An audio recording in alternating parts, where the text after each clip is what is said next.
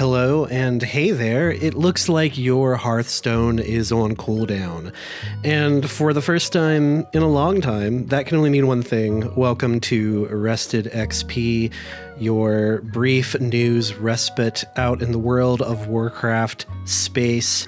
From Essence of Azeroth, I'm Will Harrison, long missing host as I have been on a mental health break. Stop me if you've heard that before. But it's true. I've been away for the last couple of months. I think living life, taking a break, recharging for things, and doing better. It's amazing what a couple of trips to the doctor can do for you. But we're back today for multiple reasons. Not only because I have the good news of new content coming in the future, hopefully very soon. But it was also a big week for World of Warcraft in general. As I'm sure everybody already knows, this is on Friday. The Warcraft 30th Anniversary Direct was this past Tuesday. In lieu of the typical BlizzCon things that would happen, which is a bummer because I am nothing if not a whale for buying digital in-game stuff. I bought the BlizzCon bundle last year purely because of the Blizzard Elemental mount, and I was ready and prepared to do it again. But what do you know? They didn't do anything this time. Instead, what they did was drop a whole bunch of new information across a wide variety of their games and their content. There's a lot to talk about. Not all of it is there to be cared about, though. And I wanted to get into that a little bit because I think it's interesting to think about the future of WoW in its various forms as we're going forward, and especially what a lot of this means for Classic. And Classic is in just kind of a weird space, I think. And maybe this is the jaded, almost 40-year-old games journalist in me, but I've always viewed Classic with kind of a side eye, especially because of the time frame when it first came out in 2019, when Blizzard was probably at its lowest point. And if you don't know what I'm talking about, then please go read Jason Schreier of Bloomberg's book, Play Nice, which goes into the background across a number of years about Blizzard, but up to and through their acquisition, first through Vivendi and then later Activision, and a lot of the things that happened in the last 5 years. There were a lot of things happening on the back end of the WoW team. This was around Shadowlands release. The team desperately needs some wins. I've always viewed WoW Classic as more of a marketing ploy than I have really a real game product. And that's where I say that maybe I'm just a little bit cynical, which isn't to say that I haven't had fun with WoW Classic, but it felt to me like a way to keep people paying into the WoW ecosystem, to keep their subscriptions going when there was a big revolt against retail and a lot of people making a big to-do about this is, Shadowlands isn't what I want. The direction of the game has been bad for a while. BFA was bad. I don't think they're going to be on the right track. And then what do you know? Blizzard came along with look, guys, it's the WoW you love and remember, and it's going to be exactly like you remember it. And look, it comes with your subscription. Isn't that great? And initially that set off alarm bells for me because I'm just thinking yeah, this is the WoW Classic development costs are probably an earmark in the Blizzard marketing line item for each quarter. And cynical as that thought may be, I don't think it's wrong, but I also don't think it's a bad thing, because ultimately there is a sect of players who really love Classic, and I would, like I said, I would be lying if I was not also included in that. I played a lot of WoW Classic OG when it first came out. I was on a server where you could actually, play and log in and not wait in a line to kill the same warlock orc outside of Orgrimmar over and over. I remember seeing photos of a line of 40 players deep trying to make that happen. And I played a lot of hardcore. I'm still not sure why, but I'll probably do it again. Just because it's kind of a Zen practice, really. You get hyper focused on trying to stay alive and being really intentional about how you play these areas, these starting zones, these, classic areas that you just know by the back of your hand. But you're looking at them through a different lens in many ways because you are suddenly so focused on doing everything correctly, and like one wrong pull could lead to disaster. And there is something about that I think works really well, and it is compelling. I think Season of Discovery was a good idea that has been implemented a little poorly, which is maybe why Season of Discovery is going away. And we'll just start at the top here with news for Classic. The biggest one being that Classic is transitioning into Mists of Pandaria, and I'm trying to be very fair to it, but I just don't know who this is for. It's maybe because it's not for me. My brain is just instantly like, nobody's gonna want this, but I'm trying to rationalize it. And who is Classic Mists for? I really don't know. Mostly because I think back to when Mists was the active thing. And I think that was, I'm going to guess off the top of my head, I want to say that was 2010. We're going to look it up here. Mist of Pandaria release date.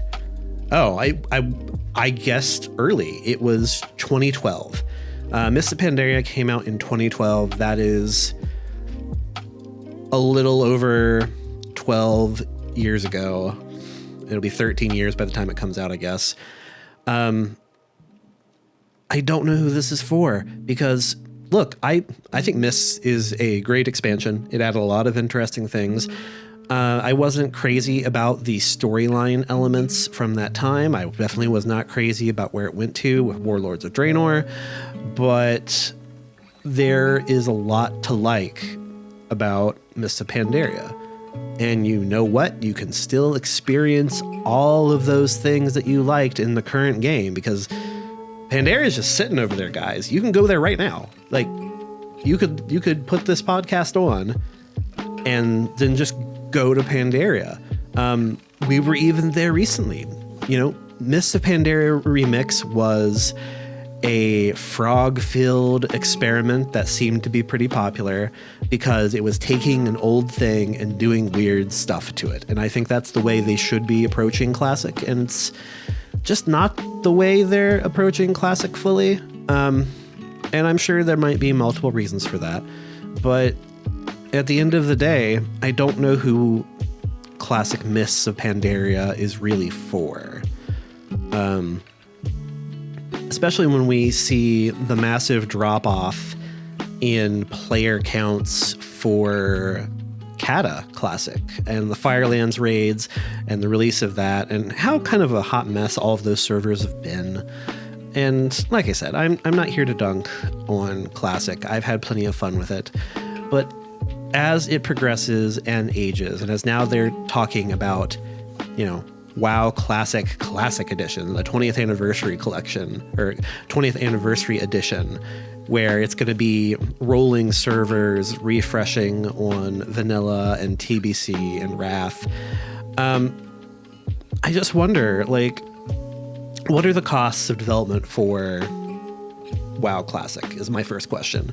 I have to assume that they're so low that it's just like a part of the dev team's cycle.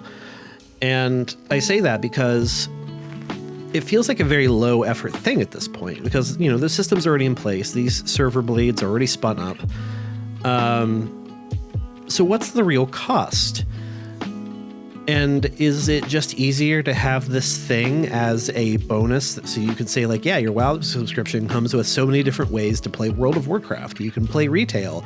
You can play Plunderstorm when it comes out. And then look at all these versions of Classic that we have that you can potentially jump into. Isn't that great? It's a lot like how I always said in my video games journalism days, and still do, that esports at the end of the day is just a line item in the marketing budget for publishers like Capcom and Bandai. I guess it's Namco, really. That shows how old I am. Or WB with Mortal Kombat. The focus isn't the thing you think it is. The focus isn't, oh, we want to create this really great product that grows the scene in the way that like feels natural, and we want to celebrate it. And maybe there is some aspects to it. Like I think Capcom comes at Street Fighter from that angle. But at the end of the day, this is about visibility of the brand. It's about exposure of the game. It's not so much about the competition as it is about the hype. And doesn't it get you excited? And oh, I just got done watching Evo, and now I've went out and bought a leverless fight stick, even though I am terrible at Street Fighter. What am I doing? And like I said, cynicism writ large from me. I get it. But I can't help feel that way a little bit with WoW Classic, that it's there as an appeasement for the constant like 10% of the player base of WoW that is always going to hate on whatever Blizzard is actively doing in retail. You know, those players are always going to exist. They're always going to be there. We see them in general and trade chat all the day. It's just what it is. But that doesn't invalidate those players' experiences either. So you're keeping them in the atmosphere, you know, in the ecosystem. WoW is in a healthier place than it has ever been in recent years, at least. That part is undeniable. I think that War Within has been a success. You know, there's minor grumblings here and there, like, oh, it's a buggy mess. Oh, it's going to have a shortened content cycle, yada, yada, yada. But you know what? I have leveled 4 characters to max level in this expansion, a thing that I have never really done in the past. And I think it has exceeded Dragonflight as being a really great place to jump into WoW. And that feels like the direction that Warcraft is moving, especially with these other announcements. The biggest one, and I've buried the lead fully, is that player housing at last will be coming to World of Warcraft with the second part of the World Soul Saga in World of Warcraft Midnight. We don't know how. I don't think they know how.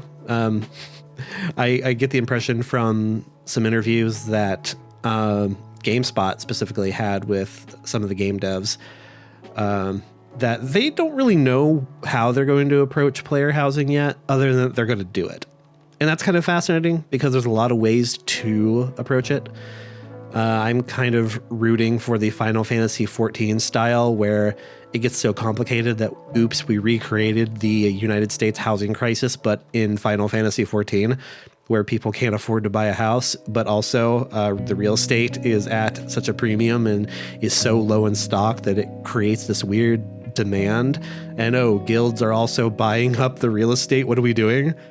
It's like, guys, if I wanted to experience this in a video game, like this is the real world.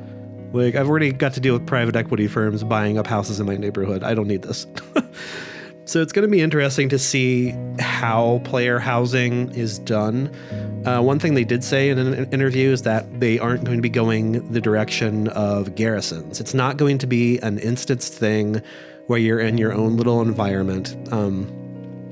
They've said that it's not going to be a part of the power set of the player. So it's not going to be something that is going to be refreshed in an expansion, in the sense of like, this is the new gimmick, this is the new Heart of Azeroth, this is the new there's a ring at one point, wasn't there?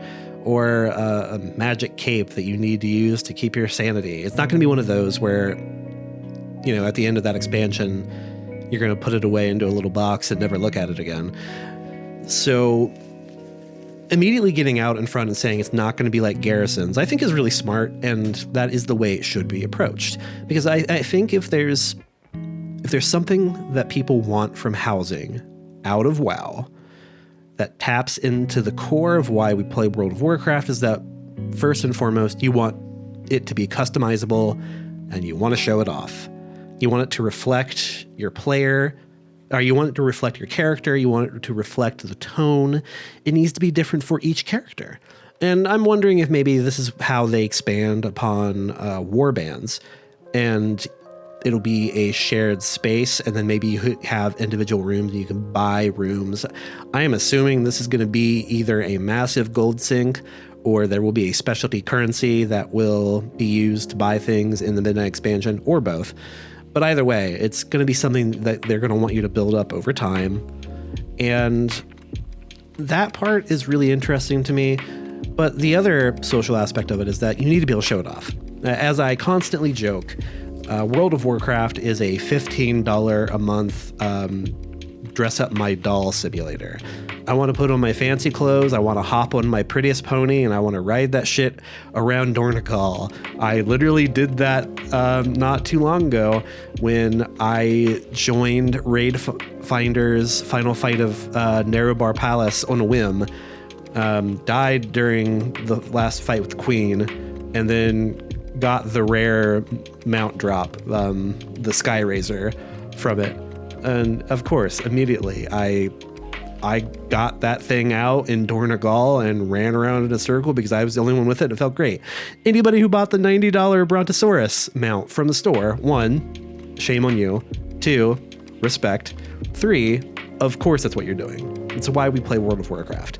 So there needs to be an aspect of it where you're sharing your creativity and how you have presented it with everybody else. And that's kind of where it gets interesting and maybe a little sticky.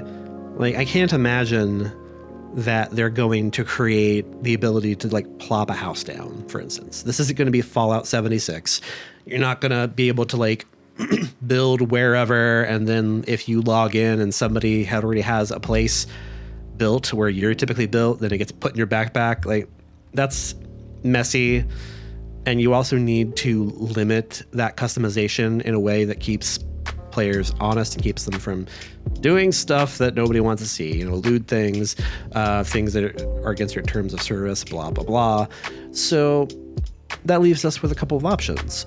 1, do they create an instant social area where you enter into a community, which is possible? Do they create space in zones, or do you go into a capital city, like, and there's a door in Stormwind and you go through there? Or do they build an entirely new area into each of the capital cities? Like, there could be an underground area of Orgrimmar. There's plenty of like green space around Stormwind or those hills and around those mountain spaces where they could put player housing. There's plenty of old world, like, dead space to use. So I'm really fascinated to see what they're going to do with that and how it's going to be, you know, taken forward. Player housing has been something that everybody has wanted in World of Warcraft since the beginning, and it's been rumored and joked about. I'm glad they're taking it seriously now. I'm glad this isn't going to be like the dance studio and a thing that they put on the box, the original box of Wrath of the Lich King, and then you're like, but wait, where's this feature? Why didn't this ever happen? What is going on? It looks to be a real thing. That's great. And finally, this moving on, because I think this brings us back around to lore, you know, WoW lore. That's why we're here, right? In the next expansion, patch 11.1, a big move. The game is finally going to undermine the Goblin capital, and WoW has promised that we're going to get a serious look at the culture and standing of Goblin life in a way that we've never seen before. And as you guys know, I did an episode on the Goblins. They are an interesting and fascinating species and race, and they deserve that. So I'm looking forward to seeing what Blizzard does with this, because I want to see more serious sides of these characters, especially the monster races. I don't want them to be one note. I want them to be interesting, and I think Undermine is a really good chance to tackle that. I'm also interested to see how they're going to tie it into Xalatoth, because right now I don't see it. But hey, Undermine is a big place. It's entirely possible there's something there. Also, there's ties to Deathwing in Undermine. We have to remember that too. There's a lot we don't know. And the other thing we don't know, and I'm looking forward to it, is that we finally are going to get to see the traitor Gallywix get with his big stupid mech. I'm so very looking forward to getting to punch Gallywix in the face. And in general, I think Undermined patch 11.1 sounds really cool. They're going to give me a car. I'm going to be able to align myself with one of the 4 iconic factions of the goblins. Like, that's really cool. I hope there's tons of customization options. I really hope they just go all out. And I'm excited about what we're seeing, especially when we look at the roadmap that is coming, and they've laid out the next year of what we can expect from WoW, season by season. I've got it in front of me here. There is one interesting inclusion. They actually updated this roadmap, if you didn't hear, ahead of time. Originally, the summer release for patch 11.2 did not include mention of a new zone. Now, it was probably just a typo, but that's included in there. Like, we will get, this will probably be the next to last new zone, because there's still a lot of time in between the expansion reveal of Midnight coming next fall, and then I assume it probably won't come out until summer 2026, if I had to guess. So that leaves a lot of time open. And in the meantime, we have Siren Isle coming soonish, more Turbulent Timeways, new Winter Veil stuff. That's always exciting. Undermine will be coming at the beginning of next year. 8 new bosses in Liberation of Undermine Raid, a new dungeon, which, okay, fine. Dungeons feel like such an afterthought in World of Warcraft now, like new dungeons. That's kind of a bummer. Like, the new dungeons in War Within just kind of came and went. None of them really stuck with me. There's no reason to go back and do them unless they're part of the Mythic rotation, in which case, yeah, I guess look at them. So I would love them to reapproach dungeons and find a new way of handling them, especially in light of how good delves have been. Because I think delves really fit that space where dungeons used to, as being keystone content that you build up to and work towards. So I would like to see something there. And then, spring comes, there'll be something, there's new content highlighted as Nightfall and Horrific Visions are coming back. Sure does seem like there's an old god or 2 or 3 or 4 in the mix, doesn't it? No spoilers here, because this is pure conjecture on my point, but I believe that Zalatoth's plan has something to do with reviving all of the old gods and turning them into, like, giving them a human manifestation. And maybe this is just my brain has been so warped by watching anime recently, because that's been my big thing in lieu of doing anything else, is really like burning through new anime as the seasons have come out. Like, wouldn't it make a whole lot of sense if, like, Zalatoth suddenly, like, revived Cthulhu and Yogg-Saron, etc., as waifus, and then they all, like, team up? And maybe I'm just, like, projecting, but I could see that happening. So I guess we'll see.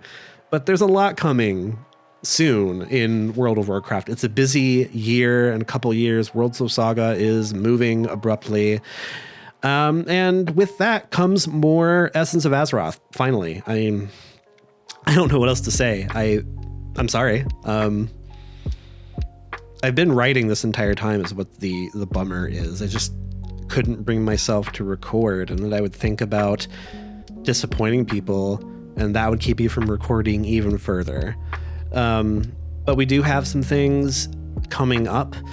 I'm still working on an episode about Garrosh Hellscream and the War Crimes novel. That is mostly wrapped up. I'm hoping to have that done by the end of the year.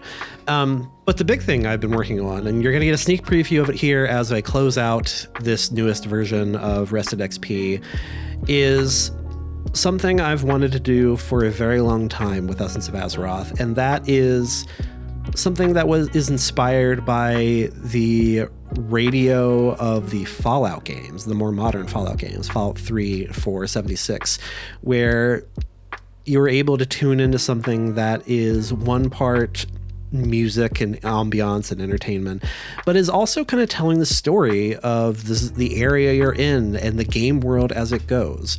And so I've got this harebrained idea that I don't have really a name for it yet, but I've got like 12 pages of script and multiple people who have already helped me record, of creating something new. And I'm going to give you a little bit preview here, as our friend Gazlo recently moved his studio to Dalaran. Isn't that great? It just so happens that he has really bad timing. So enjoy that. Follow us on... God, where am I anymore? I actually deleted my Twitter account in the great Blue Sky exodus. So you can find me over on Blue Sky at Hammerbarn, all one word. And I will eventually get Essence of Azeroth up and over there. And just keep an eye out, because I'm going to be back. Rested XP is going to be returning. It might be on a bi-weekly thing as I try to push and get things done. So until that time, take care of yourselves. Thank you once again for joining me. I'm always astounded and pleased that I've met so many people who love this weird thing I do, and my weird voices as I voice characters, as you're about to hear. As Gazlo. Oh God, that was terrible. I got to prep to do the voice. I wasn't ready. So here's that little preview to take you in, and take care, everybody. Have a great weekend. Did anyone get the number of that floating magical city that just hit me? Because I have to have somebody talk to my lawyer. Ugh. This is Lauro Licklock, KPR correspondent, coming to you live from some island that is apparently called as Algar, and I'm standing outside the gates of Dornagal. What's that? I don't know, but apparently there's a lot of dwarven people here, and the Alliance are here, and the Horde are here. Everybody's here. You know who else is here? Freaking spiders everywhere. It's awful. If I wanted to see spiders, I would have moved back to the Western Plaguelands. But alas, that just wasn't an option. So you may be asking yourself, what has Lauro learned about his new circumstances now that he is out in the world and approaching vast expanses of the unknown? Well, I put on my inspector's cap, and here is what I've learned. The goats, they're made of rocks. The birds, they're also made of rocks. The wolves, they're made of rocks, and they eat the goats that are made of rocks. Really, it's a whole goat thing, rock thing, wolf thing going on, and that's all I've learned. I don't know what else to tell you, people. So while I figure this out, here's a classic KPR sketch to hold you over. Ugh, I'll you with the rocks.